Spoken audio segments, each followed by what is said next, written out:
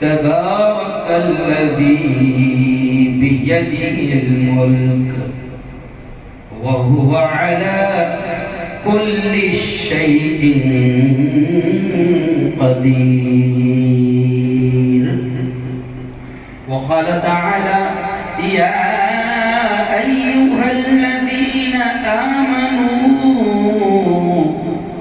كتب عليكم الصيام كما كتب على الذين من قبلكم لعلكم تتقون. وقال رسول الله صلى الله عليه وسلم: يا أيها الناس قد أظلكم شهر عظيم مبارك فيه ليلة خير من ألف شهر. وقال رسول الله صلى الله عليه وسلم: هذا الشهر شهر الصبر والصبر ثوابه الجنة، أو كما قال عليه الصلاة والسلام. وقال صلى الله عليه وسلم: كلكم راع وكلكم مسؤول عن رعيته، أو كما قال عليه الصلاة والتسليم.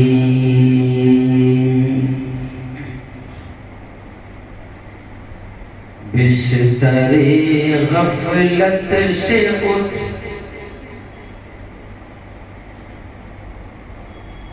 بستر غفلت سے اٹھ غافل خدا کے واسطے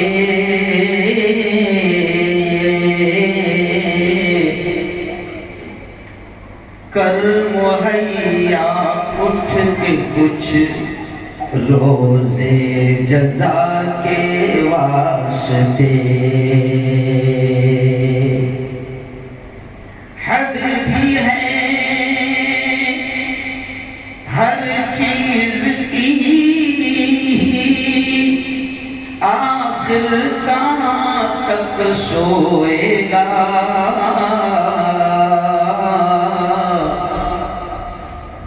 آج یوں سویا تو کل پھر ہاتھ مل کر روئے گا. جاگنا ہو جاگ لے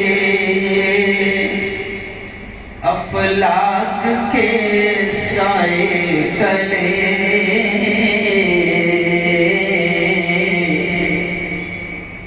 ورنہ پھر سونا پڑے گا خاک کے سائے تلے.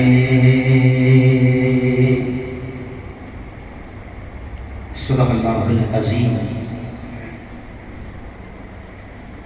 وصدق رسولہ النبی الکریم. آواز کر رہی ہے. میں گزارش کروں گا کہ آگے آ جائیں، کیونکہ دیکھیے فوراً ہال بھرنا شروع ہو گیا ہے. آپ آ جائیں.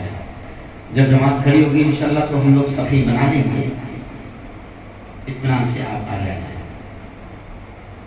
بڑی ایمانداری سے مولانا حذیفہ صاحب نے اذان ہوتے ہی بٹھا دیا ہے.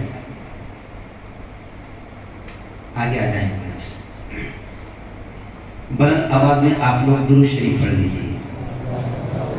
اللہم صلی علی سیدنا و شفیعنا و حبیبنا و خلیلنا و مولانا محمد وعلی آل سیدنا و مولانا محمد وبارک وسلم.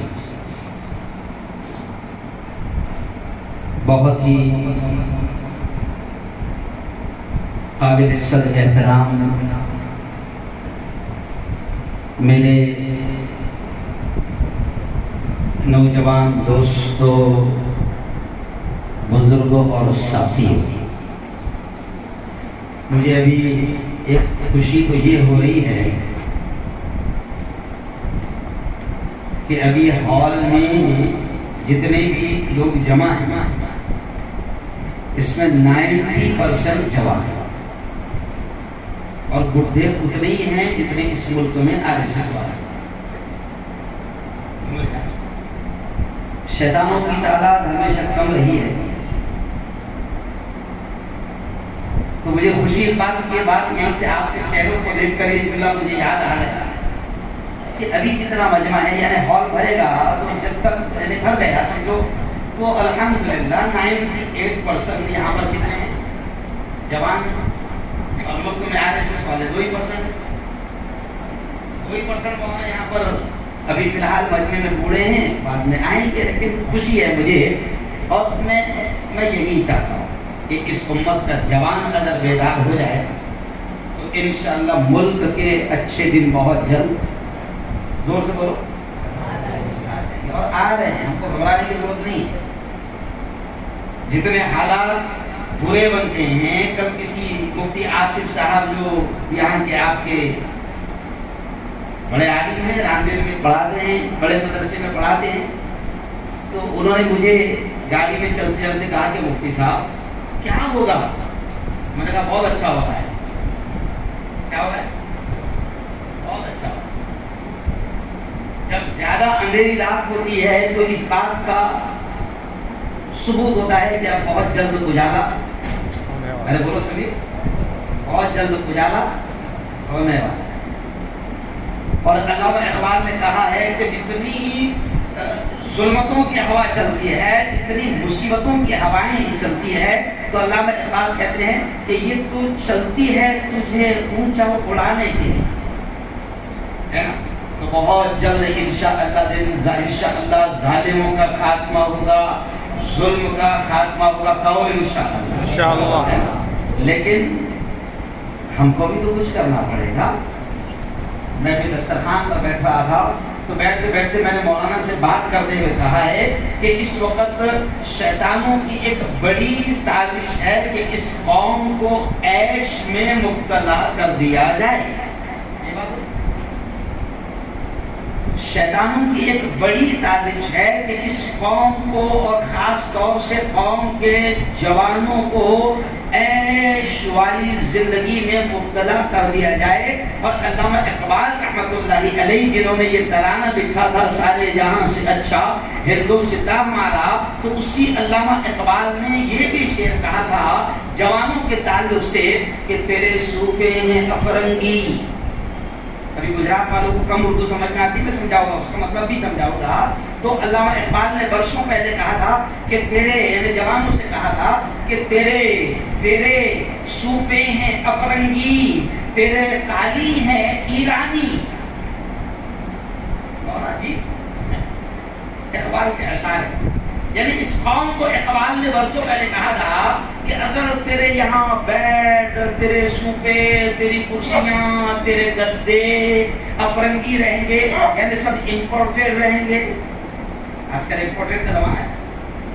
तो इकबाल ने वर्षों पहले कहा था कि तेरे सूफे हैं अफरंगी, तेरे कालीन, तेरे घरों में बिछाया हुआ रहेगा वो कालीन बड़ा नर्म रहेगा, जिस पर तुझे बड़ी अच्छी नींद आएगी और तेरे पैरों में बड़ी नरमाहट लगेगी। तो अल्लामा इकबाल कहते हैं कि तेरे सूफे है अफरंगी, तेरे काली है ईरानी, लहू मुझको रुलाती है जवानों की तन आसानी।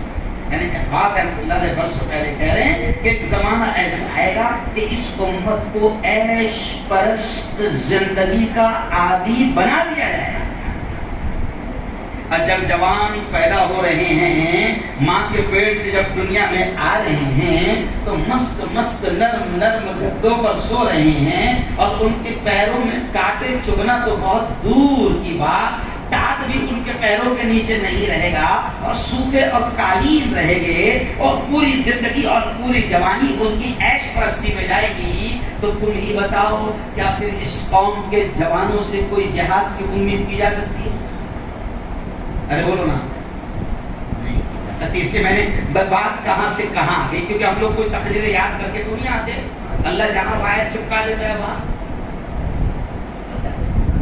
تو میں نے مولانا سے کہا تھا کہ اربوں کا حال کہ عرب کو اللہ نے اتنا نوازا. میری اس بات کو دماغوں میں ریکارڈ کرنا اور میرا کیمرہ کو ریکارڈ کر رہا ہے, پوری دنیا میں یہ بات چاہیے کہ عربوں کو اللہ رب العزت نے نوازا, خوب نوازا.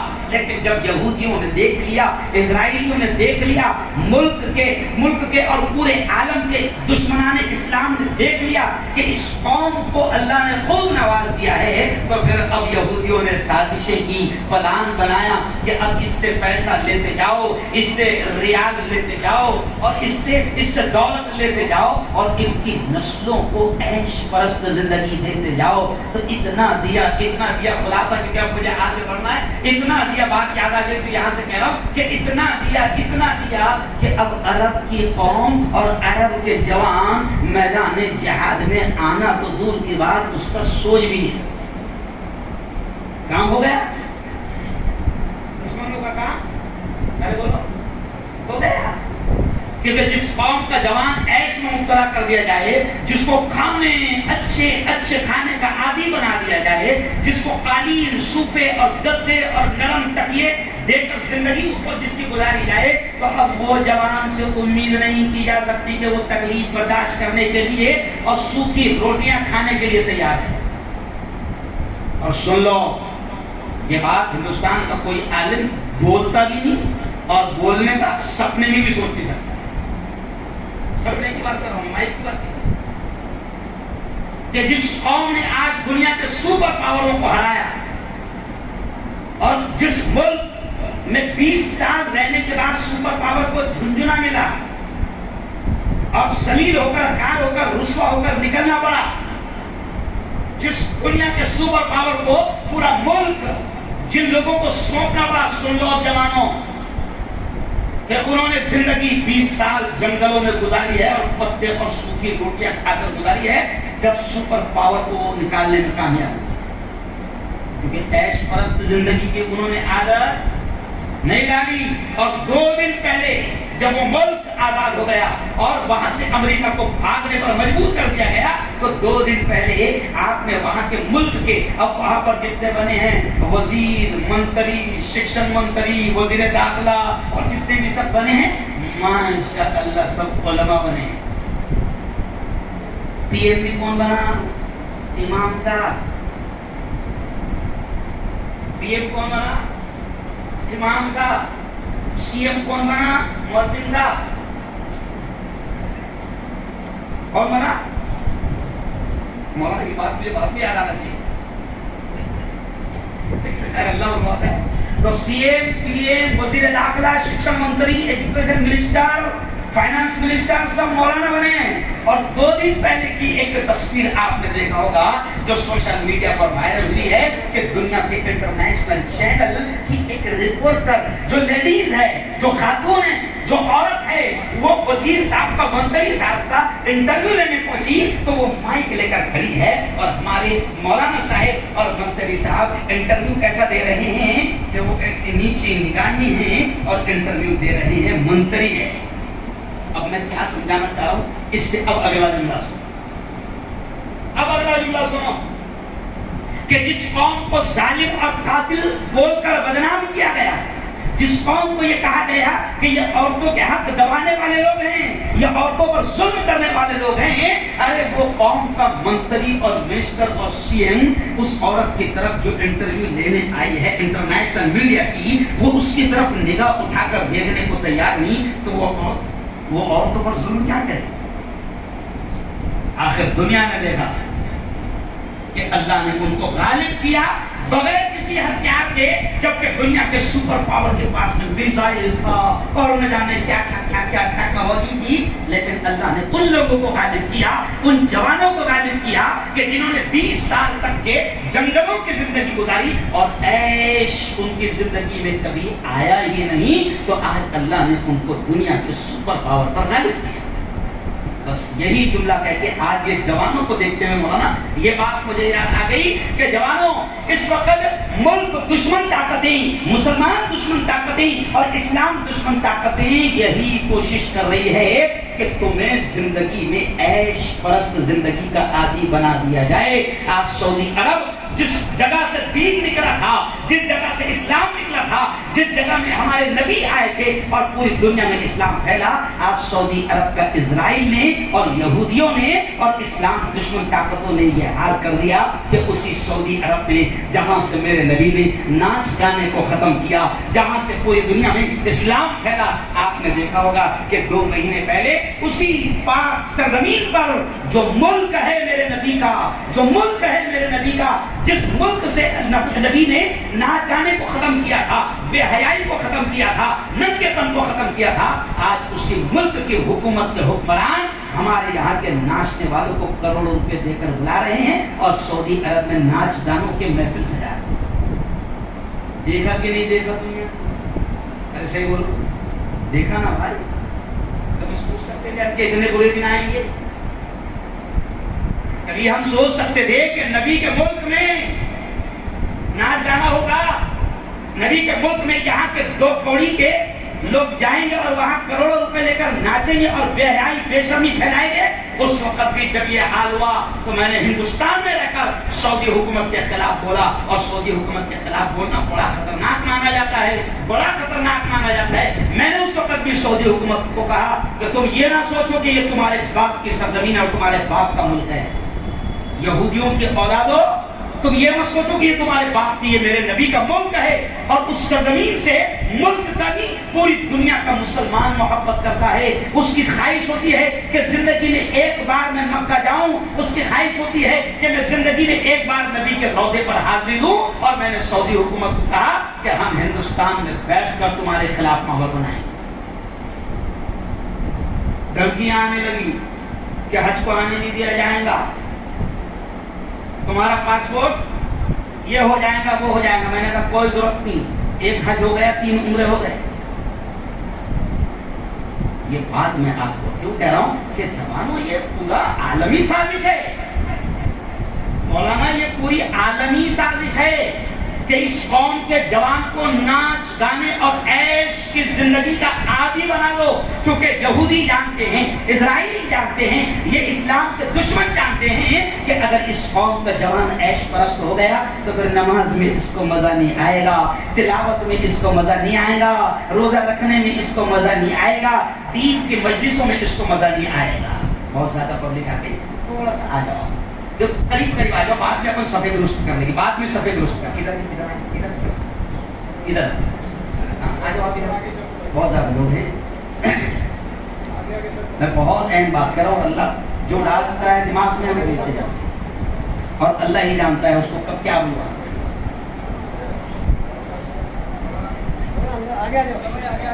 بہت اچھے، بہت اچھے، بیٹھ جاؤں آپ اطمینان سے پہلے. اچھا بالکل ڈرو مت، کورونا ختم ہو چکا ہے، میں اعلان کر رہا ہوں، قریب قریب ہوگا. اور جہاں مسلمان بیٹھتے ہیں تو وہاں کورونا کی ہمت بھی نہیں ہوتی. بالکل آپ بیٹھ جائیں. تو خیر آئیے اب میں اصل موضوع پر آنے سے پہلے کہوں گا کہ جوانوں اس وقت عالمی سازشیں چل رہی ہے، انٹرنیشنل سازش یہ چل رہی ہے کہ جوانوں کو عیش پرست زندگی کا عادی بنا دیا جائے. جی ہاں، بہترین کھانا ان کو دیا جائے، بہترین عیش بھری زندگی ان کو دی جائے. تکلفات اور تعیشات، یہ دو لفظ میں نے استعمال کیا. ابھی ہم لوگ دسترخوان پر بیٹھے تھے کہ ہم نے اپنی زندگی میں 2 چیزوں کو دور رکھا مولانا، تکلفات نہیں اور تعیشات نہیں. جہاں بٹھاؤ بیٹھ گئے، جو کھلاؤ کھا لیا. تکلف سے دور رہو، عیش پرست زندگی سے دور رہو. صحابہ کرام کی زندگی کو تلاش کرو تو آپ کو پتا چلے گا کہ اسلام کے ماننے والوں کو اندر سے بھی مضبوط بنایا گیا ہے. ابھی تو رمضان آ رہے ہیں، کیا ہے رمضان آ رہے ہیں، 1 مہینہ اللہ بھوکا رکھواتا ہے، 1 مہینہ اللہ پیاسے رکھواتا ہے. اچھا عجیب بات ہے مولانا کہ رمضان آتے ہیں تو مئی کیوں آ جاتا ہے، یہ سمجھ میں نہیں آ رہا ہے. اپریل آ جاتا ہے نا، ایک دن آ رہا ہے، مئی آ رہا ہے، کم سے کم رمضان آنا چاہیے دسمبر میں، جنوری میں یعنی موسم کے حساب سے آنا چاہیے، لیکن رمضان آ رہے ہیں سخت گرمی میں کیا بھائی؟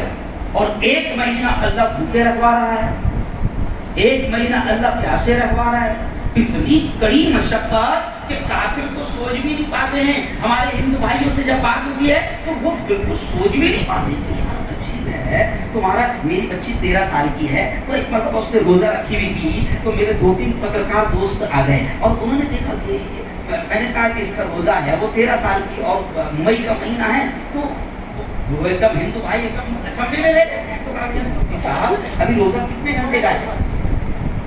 5 گھنٹے کا ہے، 6 گھنٹے کا ہے؟ میں نے کہا 13.5 گھنٹے کا ہے. 14 گھنٹے کا بھی ہوتا ہے، 15 گھنٹے کا بھی ہوتا ہے. تو کہا کہ یہ بچی، وہ ہندو پوچھتے یہ بچی 14 گھنٹے بھوکے پیاسے رہے گی؟ میں نے کہا رہے گی. اور مسلمان روزہ رکھتا ہے تو رہتا ہے.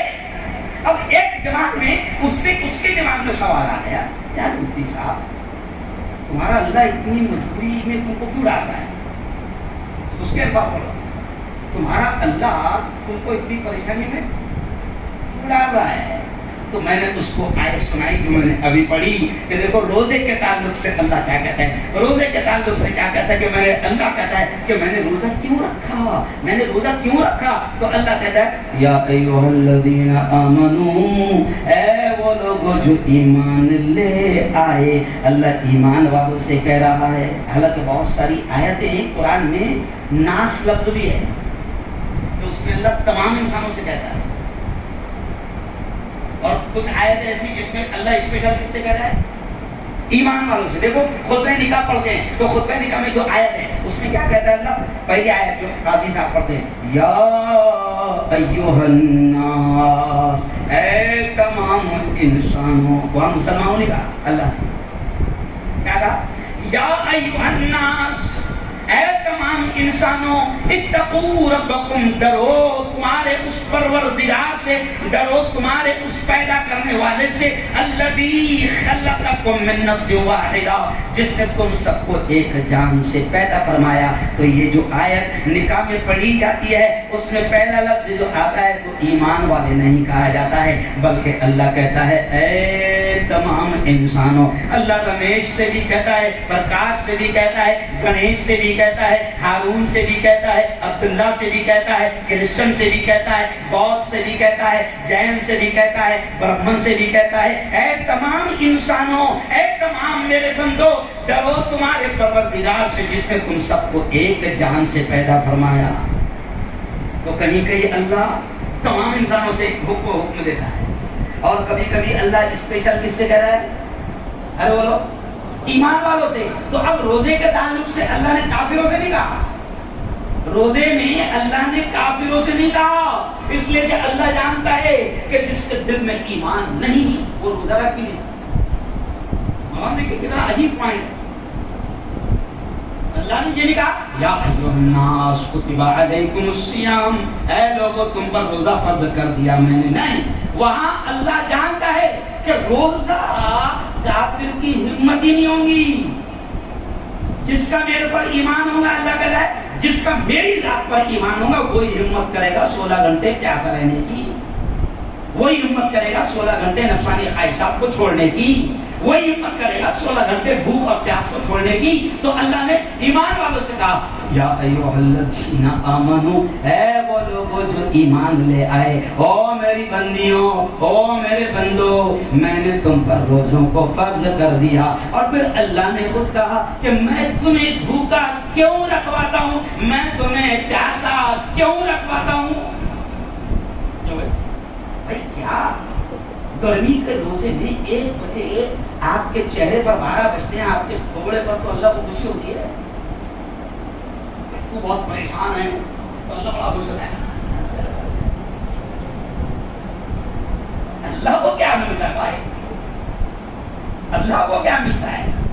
تو اللہ کہہ رہا ہے کہ میں تم کو بھوکا کیوں رکھواتا ہوں، میں تم کو پیاسا کیوں رکھواتا ہوں، میں تم سے روزے کیوں رکھواتا ہوں؟ تو اللہ نے خود بڑے پیارے انداز میں کہا میں نے روزے ایمان والو میں نے روزے تم پر اس لیے فرض کر دیا لعلکم تتقون تاکہ تمہارے اندر پرہیزگاری آ جائے، تاکہ تمہارے اندر تقوی آ جائے، تاکہ تمہارے اندر اللہ کی محبت آ جائے، تاکہ تمہارے اندر اللہ کا خوف آ جائے، رب کا ڈر آ جائے، اس لیے میں نے روزوں کو تم پر فرض کر دیا۔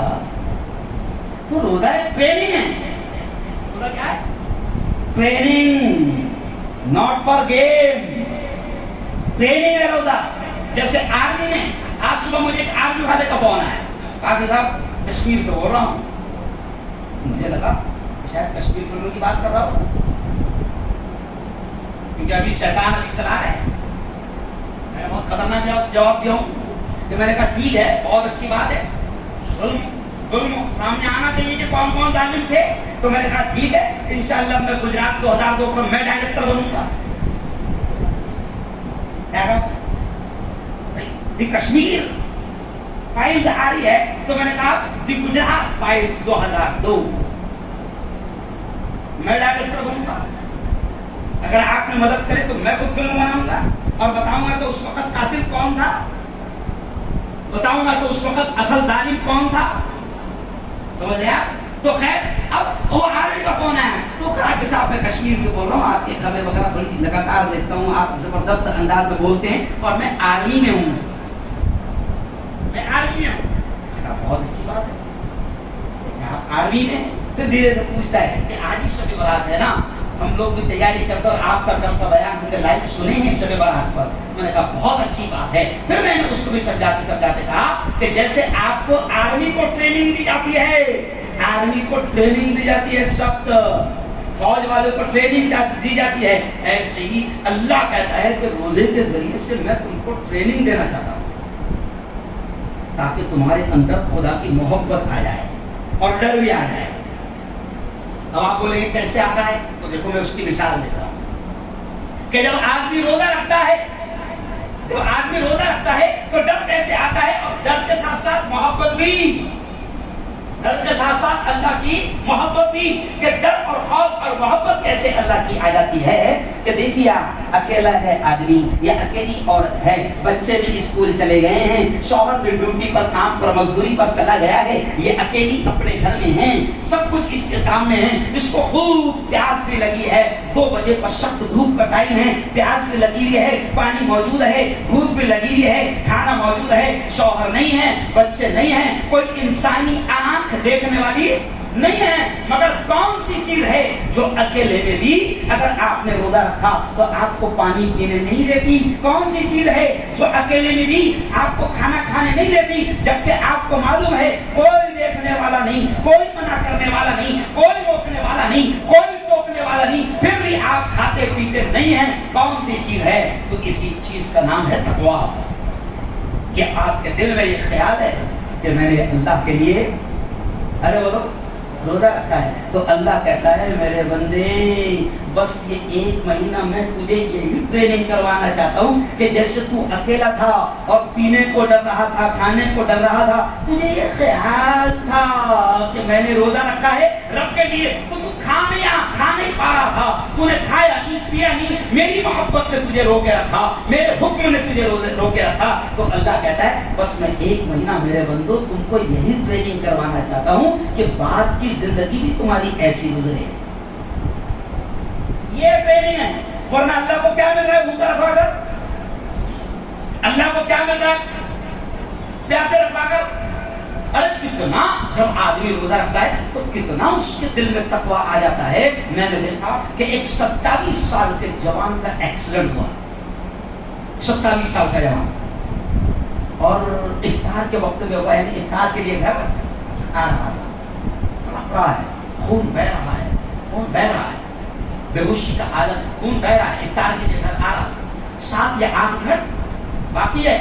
اب لوگوں نے فوراً بسلیری منگا کر اس کے منہ میں ڈالنے کی کوشش کی، اور فوراً اس کے ہاتھ سے جھٹکا لے کے پھینک دیا اور آ کے قطرہ بھی حلق میں مت ڈالنا، 7 منٹ باقی ہے روزے۔ کیا محبت ہے! یہ اللہ چاہتا ہے کہ میرے بندوں جیسے روزے کی حالت میں تم مجھ سے محبت کرنے لگ گئے، میں چاہتا ہوں کہ رمضان کے بعد بھی تم ایسی مجھ سے محبت کرو، ایسے ہی مجھ سے پیار کرو. اس لیے میں تمہیں منہ کہہ رکھوا رہا ہوں، میں تمہاری ٹریننگ کروا رہا ہوں. دنیا کے ہر میدان میں ٹریننگ ہوتی ہے. میں ایمان والوں کی ٹریننگ اللہ کہتا ہے کہ میں روزے کے ذریعے سے کرواتا ہوں. کہ روزے میں جیسے آپ دیکھو کہ کتنا نیک ماحول بن جاتا ہے، گھروں میں بھی ٹیویوں پر پردہ گر جاتا ہے، آدمی کم از کم آنکھوں کا بھی غلط استعمال نہیں کرتا ہے. تو اللہ کہتا ہے کہ میرے بندے میں یہی چاہتا ہوں کہ تو میرا ایسا بندہ بن جا. اور قسم خدا کی کھا کر کہہ رہا ہوں کہ جس دن آپ تنہائی میں بھی ایسے بن جاؤ گے اور محفل میں بھی ایسے بن جاؤ گے، اللہ کی قسم دنیا کی کوئی سپر پاور طاقت آپ کو ہرا نہیں پائے گی. پھر آپ کی زبان فرش پر ہلے گی، پھر آپ کی زبان فرش پر ہلے گی اور عرش پر وہی فیصلے ہو گے جو تم چاہو. لیکن آج کیا کریں؟ حالات ہمارے حق میں اس لیے نہیں ہیں کہ آج ہم اللہ کے ہو کر نہیں جی رہے ہیں، ہم اپنی منمانی زندگی گزار رہے ہیں. اور اللہ تو اتنا رحیم ہے، اتنا کریم ہے، میرا مولا اتنا قریب ہے، اتنا قریب ہے کہ ماں کبھی ناراض ہو کر گھر سے باہر نکال دیتی ہے، باپ کبھی ناراض ہو کر جائیداد میں سے بے دخل کر دیتا ہے، لیکن میرا رب کھلا رہا ہے، پلا رہا ہے، کافروں کو بھی، مشرکوں کو بھی، زانیوں کو بھی، پاپیوں کو بھی، ہم جیسے گناہگاروں کو بھی کھلا رہا ہے، پلا رہا ہے. کبھی اس نے پانی بند نہیں کیا، کبھی اس نے دانا بند نہیں کیا. اور وہی رب کہتا ہے کہ دیکھ میرے بندے، تو میرا ہے، تو میرا ہے، میں تجھے بہانے سے معاف کرنے کی کوشش کرتا رہتا ہوں.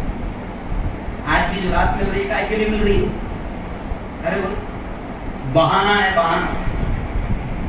جیسے آپ نے کہاوت سنی ہوگی کہ اللہ کی رحمتیں بہانہ ڈھونڈتی ہیں. کیا کرتے ہیں کہ میرے بندے بس تو آ جا.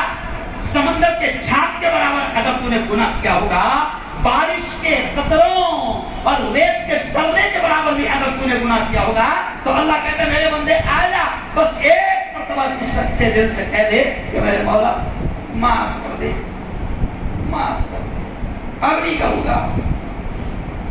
ایک مرتبہ تو میرے بندے سچے دل سے کہہ دے، میں تجھے موقع دے رہا ہوں، آج کا موقع دے رہا ہوں، میرے بندے مانگ لے معافی، میں تجھے معاف کرنے کے لیے تیار ہوں. آج ہی کی رات ہوگی کہ اللہ کی جانب سے باقاعدہ اعلان ہوتا ہے کوئی بخشش کا طلبگار، ہے کوئی مغفرت چاہنے والا، ہے کوئی ایسا گناہگار جو میرے سامنے روئیں، گڑ گڑائیں، معافی مانگے. اللہ کہتا ہے میں تجھے معاف کرنے کو تیار ہوں. میرے بندے تیری پوری زندگی تو نے زنا کرتے ہوئے گزارا، کوئی بات نہیں، میں تیرا رب ہوں، میں رحیم ہوں، میں کریم ہوں، تو ایک مرتبہ معافی مانگ. عجیب بات ہے، امت کو احساس ہی کوئی ہاتھ اٹھانے کو تیار. رمضان اتنا قیمتی مہینہ ہے، اتنا قیمتی انعام ہے کہ آپ اس سے اندازہ لگاؤ کہ رمضان کتنا بڑا انعام ہوگا کہ بخشا بخشایا نبی، بخشا بخشایا رسول 2 مہینے پہلے سے دعا کر رہا، اللہم بارک لنا فی رجب و شعبان. اے اللہ تو نے رجب دے دیا، برکت عطا فرما دے. اے اللہ شعبان میں بھی برکت عطا فرما دے، اور اتنی برکت عطا فرما، اتنی برکت عطا فرما کہ بلغنا الی رمضان، میرے مولا رمضان بھی دے دے. اتنی برکت عطا فرما، رمضان تک پہنچا دے. یہ دعا کون مانگتا تھا؟ ارے بولو زور سے، بخشا بخشایا نبی، بخشا بخشایا رسول 2 مہینہ پہلے سے اللہ سے مانگتا تھا. اے اللہ دے دے میرے مولا، رمضان دے دے، رمضان دے دے، رمضان دے دے. بخشا بخشایا رسول، بخشا بخشایا نبی 2 مہینہ پہلے سے اللہ سے رو رو کر رمضان مانگتا تھا. آج میرے جوانوں، میں دیکھو آپ اللہ کے گھر میں موجود ہو، دل پر ہاتھ رکھ کر بتانا، کوئی شرم کی بات نہیں، مجھے ہاتھ اٹھا کر بتاؤ کتنے لوگ 2 مہینے سے رمضان مانگ رہے ہیں؟ ہاتھ اٹھاؤ.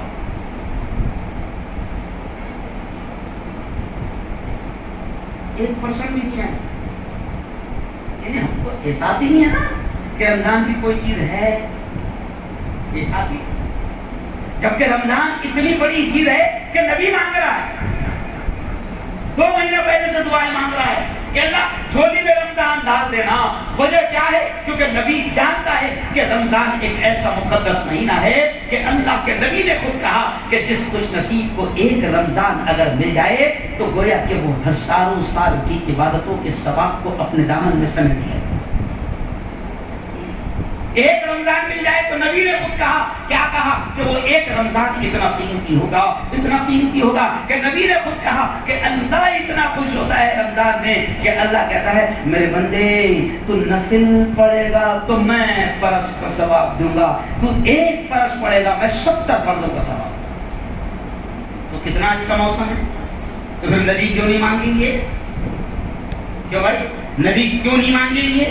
اور رمضان کیوں نہ مانگیں؟ کیونکہ رمضان میں ایک عبادت ایسی ہے کہ اس عبادت کے تعلق سے اللہ نے جو کہا وہ کسی دوسری عبادت کے بارے میں اللہ نے وہ الفاظ نہیں ہے.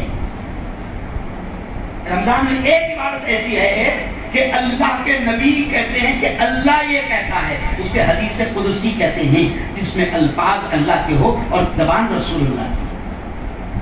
تو نبی کہتے ہیں کہ اللہ نے یہ کہا کہ رمضان میں ایک عبادت ایسی ہے، روزہ کہ اللہ کہتا ہے کہ الصوم لی، روزہ میرے لیے ہے. اللہ کہتا ہے روزہ میرے لیے ہے، وَأَنَا أَجْزِي بِهِ، اور اس کا بدلہ میں دوں گا.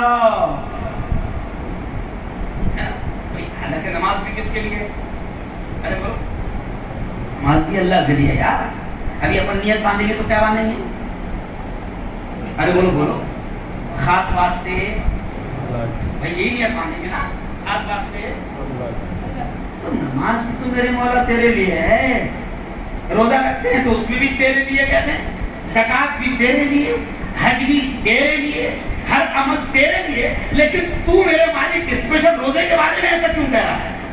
تو علماء نے بڑی پیاری بات لکھی ہے کہ اللہ نے روزے کے بارے میں ایسا اس لیے کہا کیونکہ دوسرے عمل میں دکھاوا ہوتا ہے اور ہو سکتا ہے اور لوگ کرتے بھی ہے. دوسرے عمل میں دکھاوا ممکن ہے، زکات میں دکھاوا ہوتا ہے اور لوگ کرتے بھی ہے. کچھ لوگوں کو آپ دیکھو زکات دیتے ہو کیا کریں گے، وہ 5ویں روزے کو فقیر آیا تو اس کو ڈائریکٹ پڑھیں گے 26 کو آیا، 7ویں کو آیا 26 کو آیا، 10ویں کو آیا 26 کو آیا. سب کو کب بلا دیں؟ 26 کو. پھر سارے مہینے بھر جتنے فقیر آئے 200 300 500 وہ سب کب آئیں گے؟ 26 کو. پھر 26 کو اس کے گیٹ کے سامنے بھیڑ لگے گی. پھر پورے محلے کو دکھے گا کہ حاتم تائی کی خالہ کا لڑکا ہی ہے.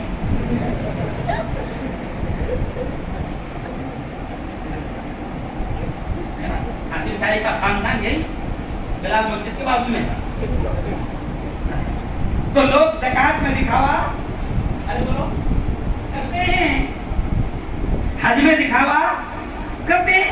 حج میں نے بھی دیکھا کہ 2 خاندانوں میں جھگڑا ہوا، 2 بھائی میں چچا بڑے باپ کے بھائی ہوئے.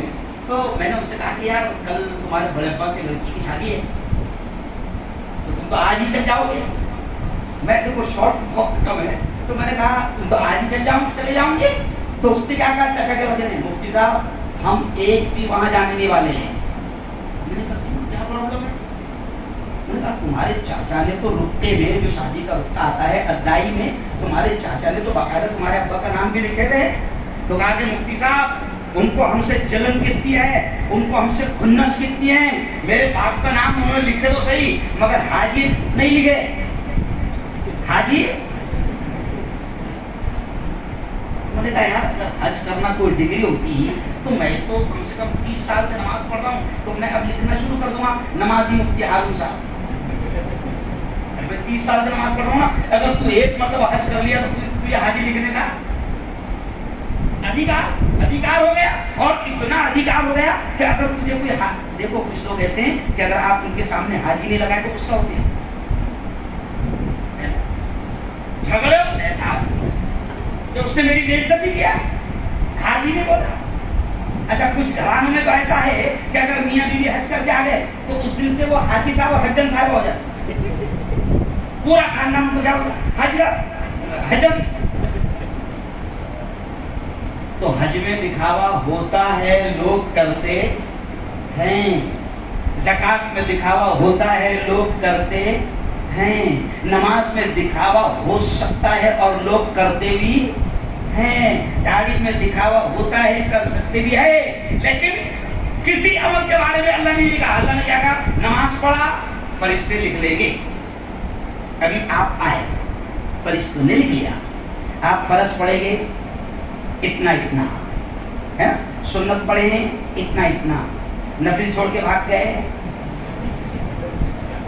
وہ بھی تو لکھیں گے. جو پڑھا وہ لکھ رہے ہیں، تو جو چھوڑ کے بھاگا وہ نہیں لکھیں گے. ارے بولو، اب نماز کا ثواب حدیث میں آتا ہے فرشتے لکھتے ہیں. زکات کا ثواب ارے بولو فرشتے لکھتے ہیں. لیکن واہ میرے مالک، دے دینا تو نے رمضان، کیونکہ تو نے اس میں ایک ایسی عبادت رکھی ہے روزہ جس کے بارے میں تو کہتا ہے فرشتوں تمہاری طاقت نہیں ہے کہ تم اس کا ثواب دے.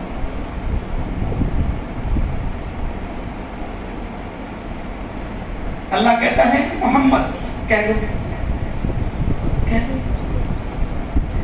اللہ کہتا ہے محمد کہہ دو کہ روزہ صرف میرے لیے ہے اور اس کا ثواب میں دوں. فرشتے ہی لکھیں. اور پھر دوسرا جملہ حدیث میں کیا آتا ہے؟ ایک جملہ تو یہ آتا ہے کہ اللہ کہتا ہے میں دوں گا، میں لکھوں گا اس کا ثواب. اور دوسرا جملہ تو یہ ہے اجزا بھی، اللہ کہتا ہے کہ روزے کا بدلہ میں خود ہوں. اب خدائی میں لگایا تو کس کی کیا؟ آج افسوس ہے مسلمان معمولی معمولی بہانے سے روزہ چھوڑ، معمولی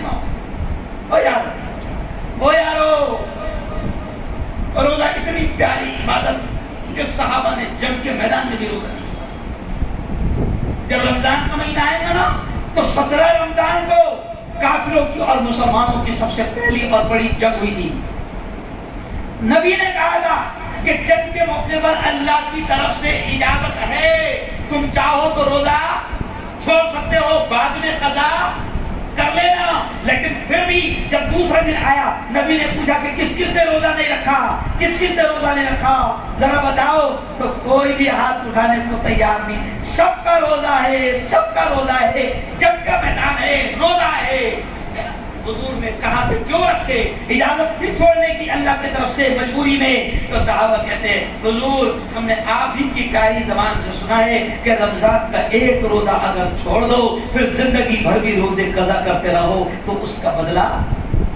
تو صحابہ نے جنگ کے میدان میں روزے نہیں چھوڑے اور ہم کیا کر رہے ہیں؟ بہانے سے روزہ چھوڑ رہے ہیں. تھوڑی تکلیف ہم کو برداشت. اچھا کچھ لوگ تو کیا کرتے ہیں؟ میں نے تو جواب پوچھا کیا بات ہے روزہ کیوں نہیں رکھتی؟ کیا پیاس برداشت نہیں ہوتی؟ پیاس کی برداشت ہوتی؟ تو وہ جوان بالکل کہہ رہے مفتی صاحب پیاس کا کوئی مسئلہ نہیں ہے، آپ 2 دن پانی مت دو.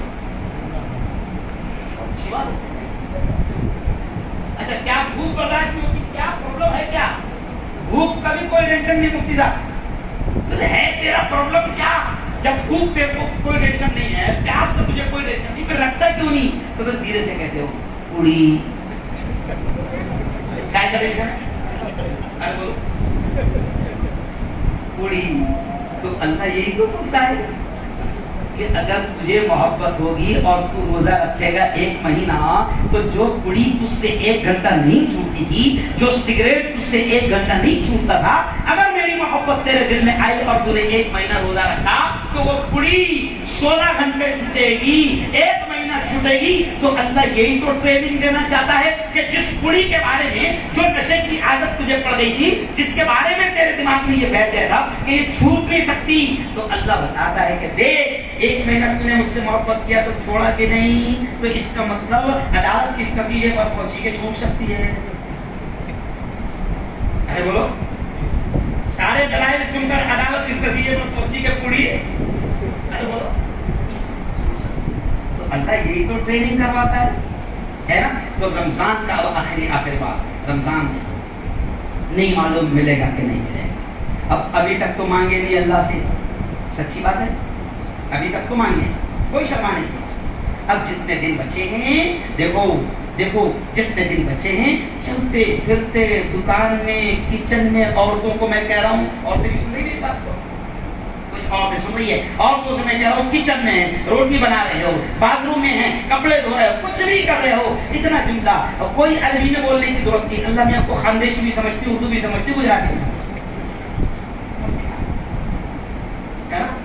کوئی عربی بولنے کی ضرورت نہیں، عربی کو یاد کرنے کی ضرورت نہیں. اردو میں بولو، گجراتی میں بولو، اے اللہ رمضان دے دے، بس نہیں کیا بولو. چلتے پھرتے گاڑی پہ جا رہے، اے اللہ رمضان دے دے، اے اللہ رمضان دے دے، اے اللہ تیرا احسان ہوگا، تیرا کرم ہوگا، یہ بھی انعام دے دے. مانگیں گے انشاءاللہ؟ ارے بولو مانگیں گے انشاءاللہ؟ ہاں، کیونکہ رمضان مل گیا تو حضور کہتے ہیں کہ وہ شخص بڑا خوش نصیب، ایک رمضان جسے نصیب ہو جائے. آج دیکھو کتنے لوگ پچھلے سال ہمارے ساتھ تھے، کچھ ہمارے رشتے دار میں بھی ایسے تھے جو ہمارے دوستوں میں رشتے داروں میں جو پچھلے سال تھے لیکن اس بار ہمارے ساتھ نہیں ہے. اب نہیں معلوم کہ ہم کو بھی رمضان ملے گا. یعنی میں مفتی ہارون، ابھی میرے پروگرام ہے، یہاں جاؤں گا، پنجاب جاؤں گا، ہریانہ جاؤں گا، میوات جاؤں گا. آپ کو معلوم ہے میں چاند رات کو گھر پہنچوں گا تب جا کے میرا چاند نہیں گنا. نہیں سمجھا؟ ہمارے لیے علماء کیا کیا قربانی دے رہے ہیں ان کو پتا بھی نہیں سکتا. علماء قسم خدا کی اس امت کو پتا نہیں کہ ان کے لیے علماء کیا کیا کرتے. او یارو، جب نبی نے کہا نا کہ دھرتی پر سب سے اونچا مقام علماء کا ہے، اور نبی نے جب کہا کہ میرے وارث علماء ہے تو ایسے نہیں کہا ہے. نبی نے یہ نہیں کہا کہ تمہارے گجرات کا جو ٹاپ نمبر 1 مالدار رہے گا وہ میرا وارث. نبی نے کہا کہ وہ جو تمہاری مسجد کا 5,000 روپے والا امام ہے وہ میرا وارث ہے. تو کوئی تو بات ہوگی. ارے آج علماء کیا کر رہے ہیں؟ یہ جتنا جو کچھ بچے ہوئے ہو نا، یہ علماء کی محنتوں کا نتیجہ ہے. مولانا صاحب کہہ رہا ہوں، ورنہ آج تم کو حکومت بھی مار رہی ہے، آج تم کو RSS بھی مار رہا ہے، آج تم کو دشمن بھی مار رہے ہیں. اور دشمنوں کو کیا بات کروں، ہمارے اندر ایسے کتے پیدا ہو گئے جو ہمارے ایمان پر ڈھاکہ ڈال رہے ہیں. ایسے خبیث اور ایسے خنزیر ہے جن کا نام مسلمانوں کے جیسا ہے، بڑا اچھا لگتا، شکیل. تو کیا لگتا؟ سریش نہیں ہے، شکیل ہے. لگتا کیا آپ لوگوں کو؟ سریش نہیں ہے، کیا ہے؟ ارے بولو شکیل ہے. ارے یارو جوانوں، تم تو اپنی روزی روٹی میں مست رہتے ہو، تم کو پتا بھی نہیں ہے کہ اسلام دشمن طاقتوں نے کیسے کیسے ایجنٹوں کو تمہارے بیچ میں بھیجا ہے. کیونکہ دشمن جانتے ہیں کہ ان کی سب سے قیمتی چیز ہے ایمان. ایمان چھین لو ختم. تو آج شکیل بن حنیف جیسوں کا مقابلہ علماء کر رہے ہیں. جھوٹے جتنے نبی پیدا ہو گئے ہیں ان کی کول علماء بول رہے ہیں. آج تمہارے علاقوں میں بھی شکیل خنزیر موجود ہے، اس کے چہرے چپاٹے موجود ہیں، جن کی داڑھی بھی آپ کو نظر آئیں گی، بہترین ٹخنوں سے اوپر پیجامہ بھی نظر آئے گا. ایسا لگے گا کہ وہ آپ سے بھی زیادہ دیندار ہیں، اور پھر وہ آپ سے دوستی کر کے کہاں آپ کو نبوت پر لے کر چلے جائیں گے. جبکہ ایمان ہے ہمارا کہ نبی محمد مصطفیٰ، زور سے کہہ دو صلی اللہ علیہ وسلم آخری نبی، لا نبی بعدی. حضور نے کہا کہ میرے بعد کوئی نبی نہیں. اور شکیل دھیرے سے بات چیت کرتے اس کے چہرے چپاٹے اور دماغ میں یہ ڈالتے کہ دیکھ حضور نے کہا تھا نا کہ مہدی آئیں گے، حضور نے کہا تھا نا عیسیٰ آئیں گے. تو یہ بولتا ہاں یہ تو ہے، حدیثوں میں ہے. تو پھر دھیرے سے بولتا عیسیٰ میں ہی ہوں. تو ان میں کیا کر رہا؟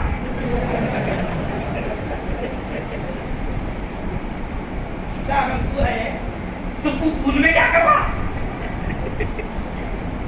مہدی اگر تو ہے تو یہاں کیا کر رہا؟ سورت میں بھنڈی بازار میں کیا کر رہا تو؟ چلو میرے پاس وہ بولنے کا ٹائم نہیں ہے. عیسیٰ کا آپریشن کرنے کے لیے 20 تاریخ کو آنا ہے واپس آپ کے سورت. شکیل بن حنیف کا پوسٹ مارٹم کرنے کے لیے اسپیشل یہی ٹاپک پر میں آ رہا ہوں 20 تاریخ کو. کہاں آ رہا ہوں؟ اور بلواری میں. بہار اور بنگال کے جو مزدور ہیں انہوں نے پروگرام رکھے ہیں کیونکہ یہ کمینے مزدوروں میں زیادہ کام کر رہے ہیں، کیونکہ یہ بیچارے پڑھے لکھے نہیں رہتے تو ان کو کیسے بہکانا ہے. تو بہار کے ہمارے دوست لوگ ہیں حافظ فیاض وغیرہ، انہوں نے پروگرام رکھے 20 تاریخ کو. پھر پھلواری میں آ رہا ہوں. شکیل بن حنیف کا پوسٹ مارٹم پورا کروں گا. صرف شارٹلی میں آپ کو بتا دوں کہ جب جاہل آدمی رہتا تو اس کا مقابلہ کر نہیں پاتا ہے. ارے جب کہہ دیا گیا حدیث میں ہے کہ عیسیٰ آئیں گے، ہے پکا ہے، نو ڈاؤٹ. لیکن حدیث میں نبی نے یہ بھی تو کہہ دیے کہ عیسیٰ آئیں گے تو وہ آسمان سے اتریں گے اور دمشق کی جامع مسجد کے مینارے پر اتریں گے اور وہ عصر کا وقت ہوگا اور ان کا نام احمد اور محمد ہی ہوگا. تو پھر اب اگر اپنے میں جہالت ہے تو اس کا جواب نہیں دیتے تو اس کو کہنا چاہیے کہ بھیا عیسیٰ ہے نا تو عیسیٰ کے بارے میں حضور نے کہے ہے باقاعدہ کہ عیسیٰ کہاں اتریں گے؟ دمشق میں. اور تو بہار میں آیا, تو پیدا کہاں ہوا؟ ارے بولو بہار میں. اچھا عیسیٰ کے بارے میں کہ عیسیٰ ایسی کیسے اٹھا لیے گئے اور وہاں آئیں گے تو ان میں کیوں آیا؟ ایک جنرل بات بتا رہا ہوں, سوال کا ان میں کیوں آیا؟ اچھا عیسیٰ کا نام محمد ہوگا, تیرا نام ارے بولو شکیل بن نہیں ہے, اور وہ تو ایک دم زبردست خوبصورت ہو گئے اور تیری حضرت عیسیٰ بہت خوبصورت, تیری صورت کو دیکھ کر تو الٹی ہوتی ہے. ایسے ہے میں اس کا پورا آپریشن کرنے کا بارہ 20 تاریخ کو کہاں پر گلباری میں وہ ریور ویو سوسائٹی وہاں آ رہا ہوں. کون کون آئے گا چلو سننے کے لیے؟ وہاں آ رہا ہوں. چلو آئیے آؤ ابھی کی بات ختم کرتے ہوئے کہوں گا کہ رمضان کو اللہ سے مانگو. اور میں وہ بات کہہ رہا تھا کہ یارو علماء کی قدر کرو. آؤ اگر تم کو نہیں معلوم تو 24 گھنٹے ہمارے ساتھ میں رہو, جب تم کو پتا چلے گا کہ ہم کیا کر رہے ہیں. ایسی کیسی قربانیاں علماء دے رہے ہیں.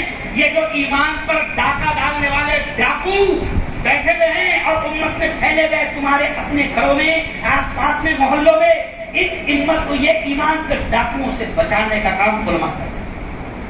حکومت اگر ظلم کرتی ہے تو چلاتا کون؟ ارے بولو علماء. بھائی دیکھو جیسا آج میں حکومت کے خلاف چلاتا ہوں, کبھی تم نے ڈاکٹر صاحب کو دیکھ کے چلاتا؟ ارے بولو بھائی. اچھا کبھی آپ نے انجینئر صاحب کو دیکھ لیا, پروفیسر صاحب کو؟ ہم کو کیا پڑی یار, ہم بھی تمہاری طرف مست دال روٹی کھائیں گے بچوں میں. ارے بولو ہم کو کیا پڑی کہ ہم حکومت سے دشمنیاں لیں؟ ہم کو کیا پڑی کہ ہم اتنی دشمنیاں پال لیں کہ ہم آپ کو سکون آتے آتے کوئی ہمارے دماغ میں گولی مار دے, ہمارا کوئی کڈنیپ کر لے؟ کہ ہم کو اپنی جانیں پیاری نہیں ہے, کہ ہمارے بیوی بچے نہیں ہیں, لیکن ہم کو معلوم ہے, ہم کو اس بات کی خبر ہے کہ میرے مولا تو نے ہم کو علم دیا ہے اور تو نے ذمہ داری دیا ہے. آج اگر ہم نے اس امت کو سنبھالنے کا کام نہیں کیا تو کل حشر کے میدان میں میرا رب ہمارے دامن کو پکڑ لے گا. اس لیے ہم اپنی جان پر کھیل کر کام کر رہے ہیں. علماء کے احسانات مانو کہ وہ اتنا کام کر رہے ہیں, ورنہ آج کسی کو کچھ نہیں پڑی. آج سگے بھائی کو سگے بھائی کی نہیں پڑی, مر جائے تو کسی کو نہیں پڑی. کوئی سگا بھائی کورونا میں اللہ نے دکھا دیا کہ اگر باپ کو کورونا ہو گیا تو بیوی اور بچے بھی اس کو کھانا دینے کو تیار نہیں دکھایا. تو یارو علماء کا احترام کرو, رمضان کا استقبال کرو, ہے نا. اور رات میں آج میں آپ کو بتاؤں گا کہ یہ رات کتنی قیمتی ہے, اور رات کو بہت اہم بات بتاؤں گا میں کہ آج اللہ کتنا خوش ہوتا ہے وہ بتاؤں گا, اور ایسی خوشی کے موقع پر بھی اللہ کن کن گناہ گاروں کو معاف نہیں کرتا وہ بتاؤں گا, تاکہ پتا چلے اگر وہ گناہ ہم میں ہوں گے تو وہ ہم نہ کریں. تو آج رات کو میں شب برات کے بارے میں اسپیشل ایک گھنٹہ بیان کروں گا. کون سی جگہ؟ مدرسہ محمودیہ. کدھر ہے جی؟ اون ریلوے کے پاس میں ہے مدرسہ محمودیہ. مدرسہ آپ کو معلوم ہے. تو آج شب برات میں وہاں پر آؤں گا تو وہ بھی بہت اہم بیان ہوگا, اور میں آپ سے کہوں گا کہ پہنچو, فائدہ اٹھاؤ. نہیں معلوم کہ اللہ پھر دوسری مجلس کا موقع دے گا یا نہیں دے گا. اور دیکھو ایسے لوگ بہت کم ہوتے ہیں جو آج اپنی جان پر کھیل کر بھی آپ تک کے سچائی پہنچاتے ہیں. قدر کرو علماء کی, علماء کا احترام کرو. بلکہ آخری جملہ کروں گا, اللہ نے بات میں خود کہا ہے مولانا کہ یہودیوں کی سازش ہے کہ امت کے دل میں علماء سے نفرت پیدا کرو, کیونکہ یہودی جانتے ہیں, شکیل بن حنیف جیسے لوگ جانتے ہیں کہ علماء کے پاس جائے گا تو ہمارا نہیں ہو پائے گا. اس لیے نبی نے وارث کس کو بنایا؟ علماء کو. تو یہودی جانتے ہیں, اسرائیلی جانتے ہیں, اسلام کے دشمن جانتے ہیں. اس لیے مولانا وہ ہمیشہ پلان کرتے رہتے کہ کسی بھی طریقے سے امت کے دماغ میں علماء کے خلاف باتیں ڈالو، علماء کے خلاف باتیں ڈالو، کیونکہ جب یہ علماء کے خلاف ہو گیا تو ایٹومیٹک ہمارے چنگل میں آسانی سے آ جائے گا، کیونکہ علماء کے پاس میں رہتا اینٹی وائرس سافٹ ویئر۔ کون سا سافٹ ویئر ہوتا؟ علماء کے پاس میں بیٹھے گا، اس لیے کہا گیا حدیث میں یہ بھی آتا ہے کہ علماء کے پاس بیٹھنا بھی عبادت ہے۔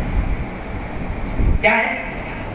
تو یار ذرا تو سوچو کہ جب نبی کے پاس نبی فرما رہے ہیں کہ علماء کے پاس بیٹھنا بھی عبادت ہے، یعنی کوئی تو بڑا گیم ہوتا ہوگا نا۔ ارے یار جس کو دیکھنا جس کے پاس بیٹھنا عبادت کہا، یار کوئی تو خاص بات ہے۔ اس لیے شیطان بھی سمجھ، دیکھو ابھی آپ دیکھو حکومت کی گرفتار کس کو کرتی ہے؟ بولو نا یار ڈرو مت، کیونکہ حکومت کو ڈر کس سے رکھتا؟ علماء سے۔ اچھا انگریزوں کو ڈر کس سے تھا؟ علماء سے۔ آزادی کا بگل کس نے بجایا تھا؟ علماء نے۔ یہاں سے فتوا کس نے دیا تھا کہ ان کو علماء نے فتوا دے دیے تھے کہ انگریزوں کو مارنا ثواب ہے، تو انگریز کو بولے کہ قوم کو بہت مارے گی، ان کے مولانا نے کہہ دیا کہ مارنا بھی ہے، تو انگریزوں کو ڈر کس سے تھا؟ علماء سے۔ تو میں ابھی بھی میں کیا کہتا ہوں کہ ابھی بھی حکومت کو ڈر کس سے ہے؟ علماء سے۔ فرق اتنا ہے کہ وہ گورے انگریز تھے، یہ کالے انگریز ہے۔ وہ کیا تھے؟ گورے انگریز، یہ کرے گی علماء کی قدر۔ اور اب آخری بات سے ختم، دیکھو میں اس مسجد میں آیا، میں تاریخ نہیں دے رہا تھا، جمعہ مجھے رات میں